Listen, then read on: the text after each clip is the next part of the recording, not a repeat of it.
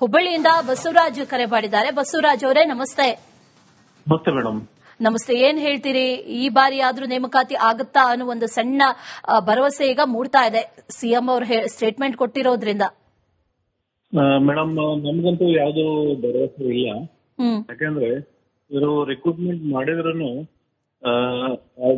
ಕರ್ನಾಟಕದ ರಾಜ್ಯದ ಆರ್ಥಿಕ ಪರಿಸ್ಥಿತಿ ತುಂಬಾ ಹದಗೆಟ್ಟಿದೆ ಈ ಗ್ಯಾರಂಟಿ ಸ್ಕೀಮ್ಗಳಿಂದ. ಇವರು ರಿಕ್ರೂಟ್ಮೆಂಟ್ ಮಾಡಿದ್ರು ಕೊಡಲು ಸ್ಯಾಲರಿ ಕೊಡಲು ಇವ್ರ ಹತ್ರ ತುಂಬಾ ತೊಂದರೆ ಇದೆ ಆರ್ಥಿಕ ಪರಿಸ್ಥಿತಿ. ಸೊ ಇದು ಕಣ್ಣು ವರ್ಷ ತಂತ್ರ ಅಷ್ಟೇ. ಅಂದ್ರೆ ನೇಮಕಾತಿ ಆಗೋದೇ ಇಲ್ಲ ಅಂತೀರಿ ಹಾಗಾದ್ರೆ? ನೇಮಕಾತಿ ನೋಟಿಫಿಕೇಶನ್ ಮಾಡಿದ್ರು ಆರ್ಡರ್ ಆಗಂಗಿಲ್ಲ, ಇದು ಆಗಲ್ಲ ಮೇಡಮ್. ಬಸವರಾಜ್ ಅವರೇ, ಥ್ಯಾಂಕ್ ಯು ಕರೆ ಮಾಡಿ ಮಾತಾಡಿದಕ್ಕೆ. ಮತ್ತೊಬ್ರು ಕಾಲರ್ ಇದ್ದಾರೆ, ಚಿತ್ರದುರ್ಗದಿಂದ ಕರೆ ಮಾಡಿದ್ದಾರೆ. ನಮಸ್ಕಾರ, ಮಂಜುನಾಥ್ ಅಂತ ಹೇಳಿ. ಸರ್ ನಮಸ್ಕಾರ. ಸರ್ ನಮ್ದೇನಿಲ್ಲ, ಜಯಪ್ರಕಾಶ್ ಶೆಟ್ಟಿ ಕಾರ್ಯಕ್ರಮ ಬರ್ತಾ ಇಲ್ಲ ಅಂತ ಅದೊಂದು ಕೇಳ್ಬೇಕಾಯ್ತು. Okay okay okay. ಈಗ ಈ ವಿಚಾರ ತಾವು ಗಮನಿಸಿದ್ರಾ? ಓಕೆ ನೋಡಿ, ಒಂದು ಇಲಾಖಾವಾರು ಹುದ್ದೆಗಳು ಖಾಲಿ ಇದ್ದಾಗ ಆ ಇಲಾಖೆಯಲ್ಲಿ ಆಗಬೇಕಾದಂತ ಕೆಲಸ ಕಾರ್ಯಗಳು ಕುಂಠಿತವಾಗುತ್ತೆ. ವಿದ್ಯಾರ್ಥಿಗಳು ಪರೀಕ್ಷೆಯನ್ನ ಬರೆದು ವಿದ್ಯಾರ್ಥಿಗಳು ಇನ್ನೆಷ್ಟು ದಿನ ಕಾಯ್ತಾರೆ? ಏಜ್ ಬಾರ್ ಆಗತ್ತೆ. ಇಂಥದ್ದೇ ಘಟನೆ ನಿನ್ನೆ ಒಂದು ಗಮನಿಸಿದೆ. ಈ ಆತ ಎಕ್ಸಾಮ್ ಬರೆದಿರೋದು 2005ರಲ್ಲಿ, ಆತನಿಗೆ ಕಾಪಿ ಬಂದಿರೋದು 2026 ಅಂದ್ರೆ ನಿನ್ನೆ ಬಂದಿದೆ. ಆತನ ವಯಸ್ಸು 61, ಅಬ್ದುಲ್ ಅಂತೇಳಿ ಶಿಕ್ಷಕ ಹುದ್ದೆಗಾಗಿ ಬರೆದಿದ್ರು. ಅವ್ರ ಏಜ್ ಬಾರ್ ಆಗೋಗಿದೆ, ನೇಮಕಾತಿ ಆಗೋದಿಕ್ ಆಗೋದಿಲ್ಲ, ಎಲ್ಲ ಆಗೋಗಿದೆ, ಮುಗ್ದು ಹೋಗಿದೆ. ಅದಕ್ಕೆ ಆಗ್ಲೇ ಹೇಳಿದ್ದು ಅರ್ಧ ಜೀವನ ಕಳೆಯುತ್ತೆ, ಪೂರ್ತಿ ಜೀವನ ಹಿಂಗೆ ಕಳೆದೋಗುತ್ತೆ. ನಿತಿನ್ ಅವರು ಮಂಡ್ಯದಿಂದ ಕಾಲ್ ಮಾಡಿದ್ದಾರೆ. ನಿತಿನ್ ಅವರೇ ನಮಸ್ಕಾರ. ನಮಸ್ಕಾರ. ನಿತಿನ್ ಅವರೇ, ಸರ್ಕಾರಕ್ಕೆ ಇದರ ಗಂಭೀರತೆ ಅರ್ಥ ಆಗ್ತಾ ಇಲ್ವಾ ಅಂತ? ಸರ್ ತಲೆ ಬಿಡಾನೇ ಇಲ್ಲ ಅವರು. ಸಿದ್ದರಾಮಯ್ಯ ಕುಮಾರ್ ಬರೀ 5 ವರ್ಷದಲ್ಲಿ ಯಾವುದೇ ನೇಮಕಾತಿ ಮಾಡಿಲ್ಲ. ಹೌದು, ಈಗ ಮುಖ್ಯಮಂತ್ರಿಗಳೇ ಹೇಳಿರೋದ್ರಿಂದಾಗಿ ತಮಗೊಂದು ಭರವಸೆ ಇದೆಯಾ? ಸರ್ ಭರವಸೆ ಅಂತ 100% 100% ಇಲ್ಲ. ಯಾಕೆ ಹಂಗ ಹೇಳ್ತೀರಿ? ಸರ್ ಎಲ್ಲ ಅವ್ರು 5,000 ಇದು ನೇಮಕಾತಿ ಮಾಡ್ತಾರ ಅಂತ 56,000 ಮಾಡ್ತೀನಿ ಅಂತ ಹೇಳಿದಾನೆ. ಓಕೆ, ಅಲ್ಲ, ಇಂಥ ಸವಾಲುಗಳನ್ನೆಲ್ಲ ಡಿ ಕೆ ಶಿವಕುಮಾರ್ ಅವರು ಬಹಳ ಈಸಿಯಾಗಿ ಸಲೀಸಾಗಿ ಅದನ್ನ ಎದುರಿಸ್ತಾರೆ ಮತ್ತೆ ಸಾಕಾರಗೊಳಿಸ್ತಾರೆ ಅಂತ ಅವ್ರ ಮೇಲೆ ಒಂದು ವಿಶ್ವಾಸ ಜನರಿಗಿದೆ ಅಂತ ಅನ್ಸುತ್ತೆ. ಸರ್ಕಾರನೇ ಪತನ ಆಗುತ್ತೆ ಅನ್ಕೊಂಡಿದ್ದೀನಿ. ಹಾಗಂತೀರಿ? ಜನರಿಗೆ ಸುಳ್ಳು ಭರವಸೆ ಕೊಟ್ಟು ಮಾಡ್ತಿದ್ದಾರೆ. ಓಕೆ ನಿತಿನ್ ಅವರೇ, ಥ್ಯಾಂಕ್ ಯು. ಜನರ ಅಭಿಪ್ರಾಯ ಇದು. ನೀವು ಹತಾಶರಾಗಬೇಡಿ. ಡಿ ಕೆ ಶಿವಕುಮಾರ್ ಅವರು ಮಾಡ್ತಾರೆ ಅನ್ನುವಂತ ಭರವಸೆ ಇನ್ನೆರಡು ವರ್ಷ ಇದೆ. 56,000 ಹುದ್ದೆಗಳಿಂದ ಭರ್ತಿ ಮಾಡ್ತೀನಿ ಅಂತ ಹೇಳಿದ್ದಾರೆ. ಖಾಸಗಿಯಾಗಿಯೂ ಕೂಡ ಉದ್ಯೋಗ ಸೃಷ್ಟಿಯ ಬಗ್ಗೆ ನಾವು ಇಂಥದೆಲ್ಲ ತೀರ್ಮಾನ ಮಾಡಿದ್ದೀವಿ ಅನ್ನೋದ್ರ ಬಗ್ಗೆ ಅವರು ಹೇಳಿದ್ದಾರೆ. ಬಹುಶಃ ಇದು ಎಷ್ಟು ಸಾಕಾರ ಆಗತ್ತೆ ಅನ್ನೋದನ್ನ ನೋಡಬೇಕು. ಗಂಭೀರವಾದಂತ ವಿಚಾರ ಇದು. ಮತ್ತೆ ವಿದ್ಯಾರ್ಥಿಗಳು ನಿಮ್ಮ ಮೇಲೆ ಒಂದು ನಿರೀಕ್ಷೆ ಇಟ್ಕೊಂಡಿದ್ದಾರೆ.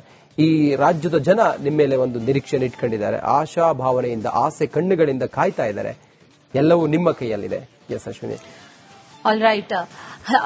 ಇವತ್ತು ಈ ವಿಚಾರದ ಬಗ್ಗೆ ಮಾತಾಡಿದ್ವಿ. ಅದರ ಜೊತೆಯಲ್ಲಿ ಸರ್ಕಾರ ಏನ್ ಕ್ರಮ ತಗೊಳುತ್ತೆ, ಈ ಉದ್ಯೋಗ ಸೃಷ್ಟಿಯನ್ನ ಯಾವ ರೀತಿ ಮಾಡುತ್ತೆ, ಏನ್ ಕ್ರಮಗಳನ್ನ ತಗೊಳುತ್ತೆ ಅನ್ನುವಂತ ಪ್ರಶ್ನೆ ಅಂತೂ ಇದ್ದೇ ಇದೆ. ಹತಾಶರಾಗೋದು ಬೇಡ, ಮುಂದಿನ ದಿನಗಳಲ್ಲಿ ಆಗಬಹುದು ಅನ್ನುವಂತ ನಿರೀಕ್ಷೆಯೊಂದಿಗೆ ಕಾರ್ಯಕ್ರಮನ ಮುಗಿಸ್ತಾ ಇದ್ದೀನಿ. ನೋಡ್ತಾ ಇರಿ ರಿಪಬ್ಲಿಕ್ ಕನ್ನಡ. ಇದು ನಿಮ್ಮ ಧ್ವನಿ.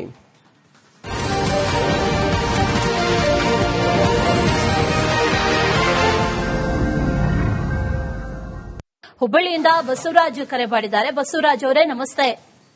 ನಮಸ್ತೆ ಮೇಡಮ್. ನಮಸ್ತೆ. ಏನ್ ಹೇಳ್ತೀರಿ, ಈ ಬಾರಿ ಆದ್ರೂ ನೇಮಕಾತಿ ಆಗುತ್ತಾ ಅನ್ನೋ ಒಂದು ಸಣ್ಣ ಭರವಸೆ ಈಗ ಮೂಡ್ತಾ ಇದೆ ಸಿಎಂ ಅವರು ಸ್ಟೇಟ್ಮೆಂಟ್ ಕೊಟ್ಟಿರೋದ್ರಿಂದ? ಮೇಡಮ್, ನಮ್ಗಂತೂ ಯಾವ್ದು ಭರವಸೆ ಇಲ್ಲ. ಯಾಕಂದ್ರೆ ಇವರು ರಿಕ್ರೂಟ್ಮೆಂಟ್ ಮಾಡಿದ್ರು ಕರ್ನಾಟಕದ ರಾಜ್ಯದ ಆರ್ಥಿಕ ಪರಿಸ್ಥಿತಿ ತುಂಬಾ ಹದಗೆಟ್ಟಿದೆ ಈ ಗ್ಯಾರಂಟಿ ಸ್ಕೀಮ್ಗಳಿಂದ. ಇವರು ರಿಕ್ರೂಟ್ಮೆಂಟ್ ಮಾಡಿದ್ರು ಕೊಡಲು ಸ್ಯಾಲರಿ ಕೊಡಲು ಇವ್ರ ಹತ್ರ ತುಂಬಾ ತೊಂದರೆ ಇದೆ ಆರ್ಥಿಕ ಪರಿಸ್ಥಿತಿ. ಸೊ ಇದು ಕಣ್ಣು ವರ್ಷ ತಂತ್ರ ಅಷ್ಟೇ. ಅಂದ್ರೆ ನೇಮಕಾತಿ ಆಗೋದೇ ಇಲ್ಲ ಅಂತೀರಿ ಹಾಗಾದ್ರೆ? ನೇಮಕಾತಿ ನೋಟಿಫಿಕೇಶನ್ ಮಾಡಿದ್ರು ಆರ್ಡರ್ ಆಗಂಗಿಲ್ಲ, ಇದು ಆಗಲ್ಲ ಮೇಡಮ್. ಬಸವರಾಜ್ ಅವರೇ, ಥ್ಯಾಂಕ್ ಯು ಕರೆ ಮಾಡಿ ಮಾತಾಡಿದಕ್ಕೆ. ಮತ್ತೊಬ್ರು ಕಾಲರ್ ಇದ್ದಾರೆ, ಚಿತ್ರದುರ್ಗದಿಂದ ಕರೆ ಮಾಡಿದ್ದಾರೆ. ನಮಸ್ಕಾರ, ಮಂಜುನಾಥ್ ಅಂತ ಹೇಳಿ. ಸರ್ ನಮಸ್ಕಾರ. ಸರ್ ನಮ್ದೇನಿಲ್ಲ, ಜಯಪ್ರಕಾಶ್ ಶೆಟ್ಟಿ ಕಾರ್ಯಕ್ರಮ ಬರ್ತಾ ಇಲ್ಲ ಅಂತ ಅದೊಂದು ಕೇಳ್ಬೇಕಾಯ್ತು. Okay okay okay. ಈಗ ಈ ವಿಚಾರ ತಾವು ಗಮನಿಸಿದ್ರಾ? ಓಕೆ ನೋಡಿ, ಒಂದು ಇಲಾಖಾವಾರು ಹುದ್ದೆಗಳು ಖಾಲಿ ಇದ್ದಾಗ ಆ ಇಲಾಖೆಯಲ್ಲಿ ಆಗಬೇಕಾದಂತ ಕೆಲಸ ಕಾರ್ಯಗಳು ಕುಂಠಿತವಾಗುತ್ತೆ. ನಿಜ. ವಿದ್ಯಾರ್ಥಿಗಳು ಪರೀಕ್ಷೆಯನ್ನ ಬರೆದು ವಿದ್ಯಾರ್ಥಿಗಳು ಇನ್ನೆಷ್ಟು ದಿನ ಕಾಯ್ತಾರೆ? ಏಜ್ ಬಾರ್ ಆಗತ್ತೆ. ಇಂಥದ್ದೇ ಘಟನೆ ನಿನ್ನೆ ಒಂದು ಗಮನಿಸಿದೆ. ಈ ಆತ ಎಕ್ಸಾಮ್ ಬರೆದಿರೋದು 2005ರಲ್ಲಿ, ಆತನಿಗೆ ಕಾಪಿ ಬಂದಿರೋದು 2026 ಅಂದ್ರೆ ನಿನ್ನೆ ಬಂದಿದೆ. ಆತನ ವಯಸ್ಸು 61, ಅಬ್ದುಲ್ ಅಂತೇಳಿ ಶಿಕ್ಷಕ ಹುದ್ದೆಗಾಗಿ ಬರ್ದಿದ್ರು. ಅವ್ರ ಏಜ್ ಬಾರ್ ಆಗೋಗಿದೆ, ನೇಮಕಾತಿ ಆಗೋದಿಕ್ ಆಗೋದಿಲ್ಲ, ಎಲ್ಲ ಆಗೋಗಿದೆ, ಮುಗ್ದು ಹೋಗಿದೆ. ಅದಕ್ಕೆ ಆಗ್ಲೇ ಹೇಳಿದ್ದು ಅರ್ಧ ಜೀವನ ಕಳೆಯುತ್ತೆ, ಪೂರ್ತಿ ಜೀವನ ಹಿಂಗೆ ಕಳೆದೋಗುತ್ತೆ. ನಿತಿನ್ ಅವರು ಮಂಡ್ಯದಿಂದ ಕಾಲ್ ಮಾಡಿದ್ದಾರೆ. ನಿತಿನ್ ಅವರೇ ನಮಸ್ಕಾರ. ನಮಸ್ಕಾರ. ನಿತಿನ್ ಅವರೇ, ಸರ್ಕಾರಕ್ಕೆ ಇದರ ಗಂಭೀರತೆ ಅರ್ಥ ಆಗ್ತಾ ಇಲ್ವಾ ಅಂತ? ಸರ್, ತಲೆ ಬಿಡಾನೇ ಇಲ್ಲ ಅವರು. ಸಿದ್ದರಾಮಯ್ಯ ಶಿವಕುಮಾರ್ ಬರೀ 5 ವರ್ಷದಲ್ಲಿ ಯಾವುದೇ ನೇಮಕಾತಿ ಮಾಡಿಲ್ಲ. ಹೌದು. ಈಗ ಮುಖ್ಯಮಂತ್ರಿಗಳೇ ಹೇಳಿರೋದ್ರಿಂದಾಗಿ ತಮಗೊಂದು ಭರವಸೆ ಇದೆಯಾ? ಸರ್, ಭರವಸೆ ಅಂತ 100% ಇಲ್ಲ. ಯಾಕೆ ಹಂಗ ಹೇಳ್ತೀರಿ ಸರ್? ಎಲ್ಲ ಅವ್ರು 5,000ನೇ ಇದು ನೇಮಕಾತಿ ಮಾಡ್ತಾರ ಅಂತ 56,000 ಮಾಡ್ತೀನಿ ಅಂತ ಹೇಳಿದಾನೆ. ಓಕೆ. ಅಲ್ಲ, ಇಂಥ ಸವಾಲುಗಳನ್ನೆಲ್ಲ ಡಿ ಕೆ ಶಿವಕುಮಾರ್ ಅವರು ಬಹಳ ಈಸಿಯಾಗಿ ಸಲೀಸಾಗಿ ಅದನ್ನ ಎದುರಿಸ್ತಾರೆ ಮತ್ತೆ ಸಾಕಾರಗೊಳಿಸ್ತಾರೆ ಅಂತ ಅವ್ರ ಮೇಲೆ ಒಂದು ವಿಶ್ವಾಸ ಜನರಿಗಿದೆ ಅಂತ ಅನ್ಸುತ್ತೆ. ಸರ್ಕಾರನೇ ಪತನ ಆಗುತ್ತೆ ಅನ್ಕೊಂಡಿದ್ದೀನಿ. ಹಾಗಂತೀರಿ? ಜನರಿಗೆ ಸುಳ್ಳು ಭರವಸೆ ಕೊಟ್ಟು ಮಾಡ್ತಿದ್ದಾರೆ. ಓಕೆ ನಿತಿನ್ ಅವರೇ, ಥ್ಯಾಂಕ್ ಯು. ಜನರ ಅಭಿಪ್ರಾಯ ಇದು. ನೀವು ಹತಾಶರಾಗಬೇಡಿ. ಡಿ ಕೆ ಶಿವಕುಮಾರ್ ಅವರು ಮಾಡ್ತಾರೆ ಅನ್ನುವಂತ ಭರವಸೆ. 2 ವರ್ಷ ಇದೆ. 56,000 ಹುದ್ದೆಗಳಿಂದ ಭರ್ತಿ ಮಾಡ್ತೀನಿ ಅಂತ ಹೇಳಿದ್ದಾರೆ. ಖಾಸಗಿಯಾಗಿಯೂ ಕೂಡ ಉದ್ಯೋಗ ಸೃಷ್ಟಿಯ ಬಗ್ಗೆ ನಾವು ಇಂಥದೆಲ್ಲ ತೀರ್ಮಾನ ಮಾಡಿದ್ದೀವಿ ಅನ್ನೋದ್ರ ಬಗ್ಗೆ ಅವರು ಹೇಳಿದ್ದಾರೆ. ಬಹುಶಃ ಇದು ಎಷ್ಟು ಸಾಕಾರ ಆಗತ್ತೆ ಅನ್ನೋದನ್ನ ನೋಡಬೇಕು. ಗಂಭೀರವಾದಂತ ವಿಚಾರ ಇದು. ಮತ್ತೆ ವಿದ್ಯಾರ್ಥಿಗಳು ನಿಮ್ಮ ಮೇಲೆ ಒಂದು ನಿರೀಕ್ಷೆ ಇಟ್ಕೊಂಡಿದ್ದಾರೆ. ಈ ರಾಜ್ಯದ ಜನ ನಿಮ್ಮ ಮೇಲೆ ಒಂದು ನಿರೀಕ್ಷೆ ಇಟ್ಕೊಂಡಿದ್ದಾರೆ. ಆಶಾ ಭಾವನೆಯಿಂದ, ಆಸೆ ಕಣ್ಣುಗಳಿಂದ ಕಾಯ್ತಾ ಇದ್ದಾರೆ. ಎಲ್ಲವೂ ನಿಮ್ಮ ಕೈಯಲ್ಲಿದೆ. ಎಸ್ ಅಶ್ವಿನಿ. All right. ಇವತ್ತು ಈ ವಿಚಾರದ ಬಗ್ಗೆ ಮಾತಾಡಿದ್ವಿ. ಅದರ ಜೊತೆಯಲ್ಲಿ ಸರ್ಕಾರ ಏನ್ ಕ್ರಮ ತಗೊಳುತ್ತೆ, ಈ ಉದ್ಯೋಗ ಸೃಷ್ಟಿಯನ್ನ ಯಾವ ರೀತಿ ಮಾಡುತ್ತೆ, ಏನ್ ಕ್ರಮಗಳನ್ನ ತಗೊಳುತ್ತೆ ಅನ್ನುವಂತ ಪ್ರಶ್ನೆ ಅಂತೂ ಇದ್ದೇ ಇದೆ. ಹತಾಶರಾಗೋದು ಬೇಡ, ಮುಂದಿನ ದಿನಗಳಲ್ಲಿ ಆಗಬಹುದು ಅನ್ನುವಂತ ನಿರೀಕ್ಷೆಯೊಂದಿಗೆ ಕಾರ್ಯಕ್ರಮನ ಮುಗಿಸ್ತಾ ಇದ್ದೀನಿ. ನೋಡ್ತಾ ಇರಿ ರಿಪಬ್ಲಿಕ್ ಕನ್ನಡ. ಇದು ನಿಮ್ಮ ಧ್ವನಿ.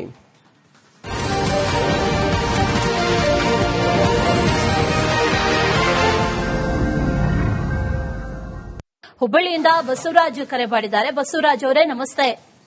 ನಮಸ್ತೆ ಮೇಡಮ್. ನಮಸ್ತೆ. ಏನ್ ಹೇಳ್ತೀರಿ?